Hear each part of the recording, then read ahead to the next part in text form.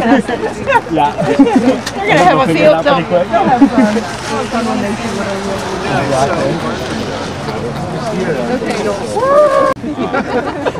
And I must say that I am very heartened by two things.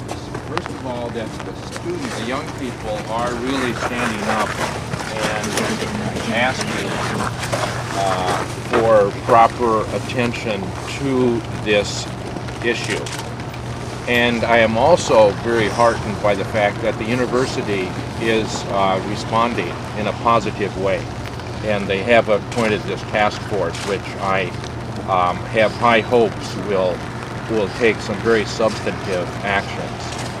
Because this matter of global climate change is an issue of intergenerational injustice, which the public does not yet understand, does not yet recognize. They don't realize even the climate change that is going on, because weather fluctuations are so large and so much larger than the amount of global warming to date that it's hard for the person in the street to notice that things are happening. But in fact, what the science reveals is that we are changing global climate, and we are at the point of pushing the system past tipping points, which will cause enormous problems for young people, for today's young people.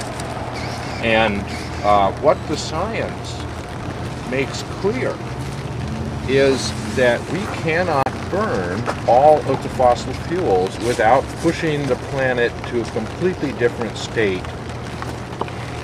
with major changes within this century, within the lifetimes of the people, of the students who are now in the universities, within the lifetimes of my children and grandchildren and other young people.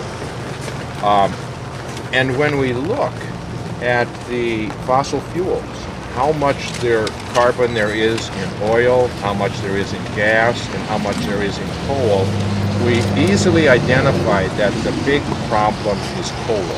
That is the one thing which has the most carbon, and it is the fossil fuel that could be dealt with.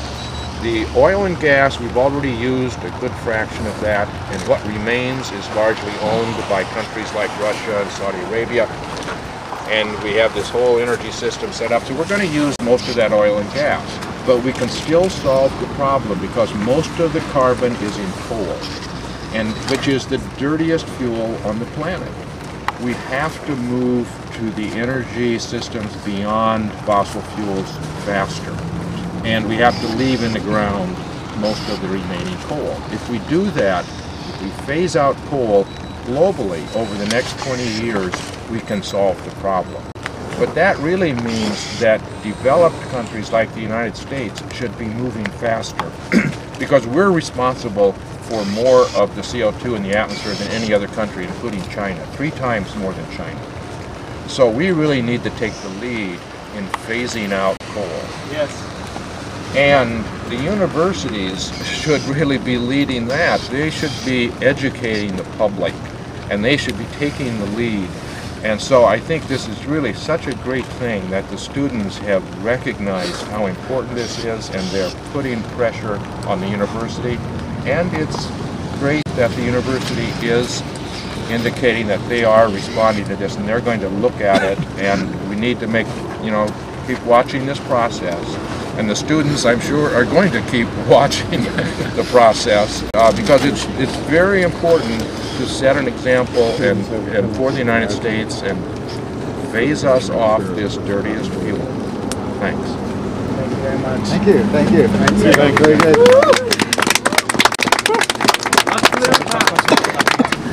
Dr. Hansen, one thing that people who respond to the question of coal in the community always point to, that they say that this is a cogeneration plant and it's, compared to other plants, more efficient, and for that reason not the problem. Can you speak a little bit to that? Yeah, the claim that if we burn coal more efficiently will be emitting less CO2. Does not address at all the problem, because what we have to do is look at the size of the reservoir, oil, gas, and coal, and recognize that the CO2 that we put into the system stays there for millennia. So it does not help to burn it slightly more slowly. That has got to be understood. You've got to actually leave the coal in the ground. Left hands in. On the count of 3, we'll say coal-free UNC. 1, 2, 3. Coal-free UNC! Woo! Thank you very much, everyone. Thank you. That was really wonderful. That was awesome. Absolutely beautiful. You did it. You did it.